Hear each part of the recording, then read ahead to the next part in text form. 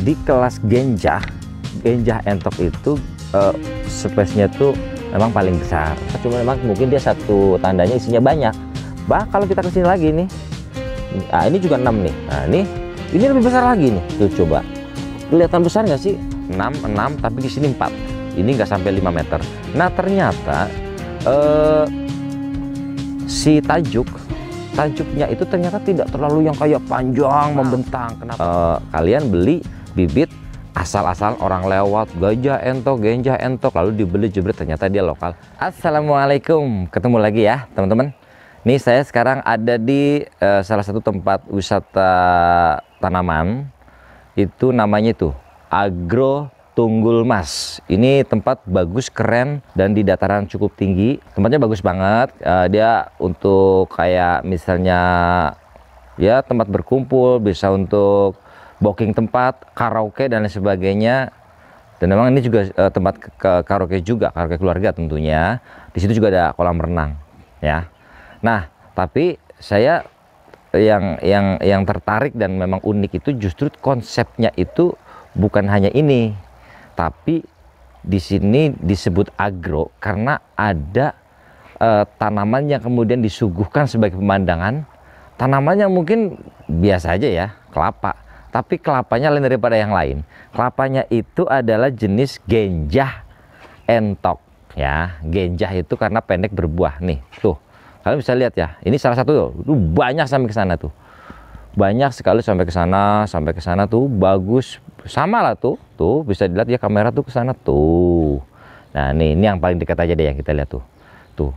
Rendelnya tuh sampai ke sana tuh. Ini genjah entok ya. Jadi metiknya itu berapa sih ya? Setengah meter juga nggak ada. Anak kecil juga bisa metik kelapa. Anak kecil bisa metik kelapa. Jadi kelapa itu bukan yang manjat, harus bertaruh keselamatan dan lain sebagainya. Ini enggak, kelapa itu ya seperti ini, tidak harus yang manjat karena manjat itu berat. Ya biar saya aja deh kalau yang urusan manjat. Mungkin kalau kita lihat beberapa konsep wisata itu kan ada durian, ada ini, ada itu. Ini beberapa kelebihannya, ya karena saya lagi ngomongin kelapa, tentu kan saya bilang kelebihannya. Kelebihannya jelas ya. Dia tidak menjatuhkan dedaunan sehingga tidak harus perawatan yang ekstra. Dan kelapa itu termasuk ya jenis endemik di Indonesia, cocok. Artinya kelapa itu tancap, tinggal tidur pun dia akan tetap tumbuh dan berbuah. Yuk kita lebih deketin lagi biar kita bisa review. Nah nih ya kan. Nah itu kalau di situ kolam renang, tapi saya nggak mau berenang gitu kan, karena saya nggak bisa berenang. Bahkan ini karena saking rendelnya, dia mesti diikat tuh, diikat sampai tali 2. Kenapa? Ya karena kalau nggak diikat dia jatuh. Nanti di sana ada yang di sana tuh malah jatuh udah pada tuh bisa dilihat nggak nanti kita deketin tuh. Itu karena nggak diikat, telat mungkin ya, kelupaan. Tuh dia sampai sempal. Karena emang produktivitasnya itu luar biasa. Jadi ya perawatannya kita ngikat aja nih ya, tuh pakai tali rafia, ikat. Ini juga diikat gitu. Nah kalau yang ini sudah tua, kalau yang ini yang biasanya masuk ke degan atau kelapa muda. Ya namanya juga ini tempat wisata kan harus ada keindahan, sentuhan-sentuhan ya, sifatnya itu memang seni ya. Kita ngeliat ke sini deh. Ternyata di sini ada satu jenis ikan yang mungkin sangat jarang kalian temui, atau bahkan kalian tidak pernah nemuin. Tuh kalau bisa dilihat nggak ya kamera ya, kelihatan nggak ya deket? Nggak kelihatan ya. Itu saya sebutkan aja, itu namanya sidat pelus. Sidat pelus itu dia panjangnya kurang lebih sekitar 1,5 meter. Ini sidat pelus ini kalau misalnya dihargain, itu harganya 1 kilonya itu sekitar 250.000. Oh. Ini berapa kilo? Nah, berapa juta deh tuh? Itu harga ikannya tuh. Nah, yang namanya kelapa ini ya, jenis ini ya. Ini karena kita kadang-kadang bingung ya. Dia itu sampai susah dibedain mana yang tua, mana yang enggak, ya kan? Karena memang kayak rumit banyak. Ya, nanti kita akan ke sana tuh. Tuh. Jadi produktivitasnya memang tuh sangat tinggi. Cuman mungkin karena di sini tempat wisata, dia terus kemudian tidak diburu-buru kejar target untuk dipanen. Oke, coba nanti kita akan hitung berapa sih jumlah satu tandannya ini ya. Nah, satu tandan itu berarti saya hitung coba ya, ini ya. 1, 2, 3, 4, 5, 6, 7, sekitar 14 sampai 15 satu ini, satu tandan ya. 14 atau 15 gitu, itu banyak sekali jumlahnya tuh. Ini juga banyak sekali. Artinya ini 1, 2, 3, 4, 5, hampir 6 ya. Kalau 6 atau 5 kali 15 banyak sekali. Ya di atas 50 butir. Nah tuh kalau yang sudah seperti ini nih, ini sempal, ini tidak kuat. Kenapa? Karena memang berat. Oh ternyata kalau dilihat talinya putus. Nah, jadi harus dicek lah talinya biar nggak putus. Tapi ya nggak apa-apa, dia tetap kepake gitu. Nah ada yang bilang namanya gajah entok itu pasti bulat seperti ini ya. Ini bulat lah. Saya pernah review sebelumnya untuk bibitnya. Tetapi memang tidak semua. Jadi jangan terus kemudian ini nggak bulat, ini bukan gajah entok. Nggak juga, karena memang kebetulan dia diambil dari dataran tinggi. Biasanya dia agak lonjong-lonjong begitu. Jadi tidak terlalu bulat. Jadi tetap mirip kelapa lokal, tetapi dia tetap gajah entok. Nah ini susahnya di sini. Ini kelapa kan seperti lokal, tapi katanya gajah entok. Terus gimana untuk bisa memastikan ini gajah atau bukan? Karena namanya kelapa ditanam butuh waktu berapa tahun baru berbuah. Dan akhirnya mengecewakan, ternyata dia lokal. Ternyata ini bukan sesuai dengan cita-cita kita, baru sudah kita tanam. Nah maka dari itu perlu memastikan bahwasanya bibit yang kita beli itu betul-betul dari sumber yang terpercaya. Istilah kata tuh sananya jelas ya. Mohon maaf, kalian beli bibit asal-asalan orang lewat, gajah entok, lalu dibeli jebret ternyata dia lokal. Kita tidak pernah tahu.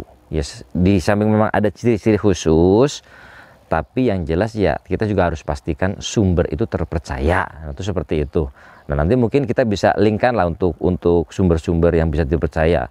Saya akan coba liput di video yang lain tentang apa kelapa ini dinenar hasil gulanya bagus atau tidak.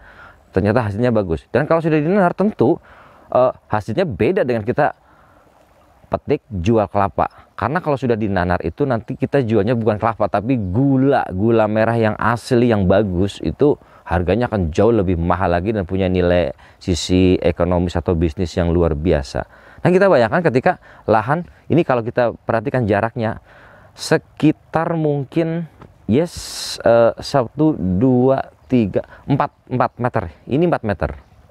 Ini 4, itu juga 4. Yang ke sana sih mungkin ada 6, tapi di sini 4. Ini nggak sampai 5 meter. Nah ternyata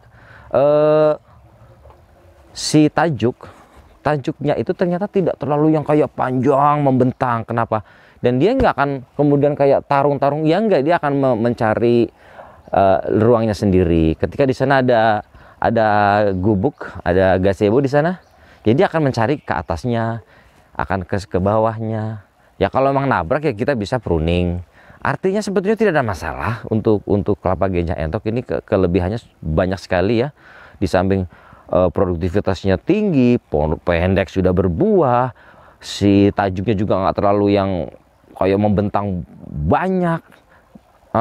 Perawatannya juga yang namanya kelapa sangat simpel, tidak perlu harus perawatan khusus. Artinya ketika kita sedikit ada sentuhan perawatan, kita gemburkan, kita kasih pupuk, wah hasilnya kalian bisa lihat lah. Ya semoga ini bisa menginspirasi. Tidak harus dikonsepkan pariwisata, dikonsepkan pariwisata saja bagus, apalagi cuma sekedar kalian berkebun kelapa. Ya gajah itu pendek berbuah. Masalah jenis varian bisa lah, ada entok, ada hijau wulung, ada pandan, ada banyak lah. Nah tapi ayolah kita berkebun kelapa yang smart tapi yang genjah gitu.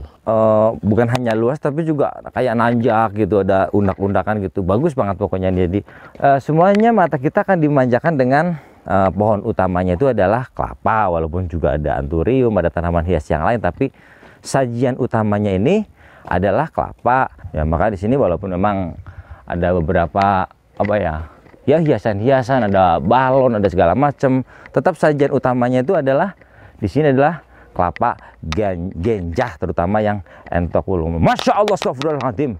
Gusti Allah pangapunten. Ada macan. Tapi udahlah, fish. Tuh. Kalau lihat tuh kayak gitu coba. No. Nih misalnya nih, anggap aja nih ya, metik itu nungging, bukan manjat tapi nungging. Begini nih tuh. Ini kan nungging ya, ruku nih. Ruku dek kita udah metik kelapa. Jadi tidak berbicara manjat lah. Jadinya seperti ini. Ini tadinya di sini kelapanya. Sudah banyak dia akan ke sini. Ini pun tadinya di sini, sudah banyak dia ke sini. Ini pan, tapi ke sini. Di kelas genjah entok itu space-nya tuh memang paling besar. Ada yang gading, mungkin yang agak kemerahan dan sebagainya, atau pandan, memang rendel. Tapi untuk ukuran genjah entok itu yang terbesar. Nah, tapi besarnya juga beda-beda. Nah, paling kecilnya berapa? Ini paling kecilnya segini nih. Ini paling kecilnya. Kenapa? Karena tandan ini kalau tadi sudah saya hitung itu isinya sekitar 14 atau 15 satu tandan ini. Makanya ukurannya mungkin tidak terlalu besar. Dan mungkin pohonnya pun juga masih belum terlalu tua atau besar juga. Nah, tapi ketika dia isinya agak sedikit, ya karena mungkin dulu lepas pada waktu masih beluluknya, ya dia lebih besar tuh semuka saya tuh segini lebih besar ya. Jadi kalau ini kok besar, ini kecil, itu hasil yang sama, kelapa yang sama, cuma memang mungkin dia satu tandanya isinya banyak. Kalau kita kesini lagi nih, nah ini juga 6 nih. Nah ini lebih besar lagi nih. Tuh coba kelihatan besar nggak sih kameranya tuh? Dia besar ya, sejengkal dari tanah itu, sejengkal buah kelapa dipetik. Dan ini besar karena mungkin isinya tidak banyak, sini sekitar 6. Tapi intinya begini ya, secara nilai ekonomis atau analisa bisnisnya, memang yang namanya genjah entok ini termasuk yang memang memiliki nilai ekonomis yang tinggi. Kelapanya itu juga berkualitas, besar, laku. Ya mungkin dibandingkan dengan genjah yang lain yang mungkin kecil atau tidak laku di pasaran, ini betul-betul sama seperti kelapa pada umumnya, cuman kelebihannya tadi itu, ukurannya bisa lebih besar untuk sekelas genjah, dan pendek sekali, dan produktivitas buahnya sangat rendel, dan dia bisa berjarak dengan jarak yang tidak terlalu harus berjauhan, karena juga tajuknya juga tidak terlalu membentang sangat